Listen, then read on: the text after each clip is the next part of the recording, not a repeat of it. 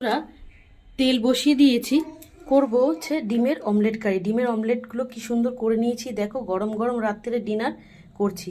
লাগছে তেজপাতা একটা, দুটো শুকনো লঙ্কা, সাই গরম মশলা, আর এখানে লবণ দিয়ে আলুগুলো ভেজে নিয়েছি। পেঁয়াজ কুচি, টমেটো কুচি, একটু চিনি ক্যারামেল করে নেবো। আর এখানে আছে বেসিক মশলা, হলুদ গুঁড়ো, লবণ আর রেড চিলি পাউডার।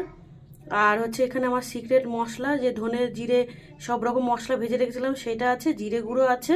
আর এখানে আদা পেঁয়াজ রসুন বেটে নিয়েছি অল্প করে শিলনোড়াতে। দেখো কীভাবে দরদরা করে বেটেছি। এইভাবে আমি ডিমের অমলেট কারি করি।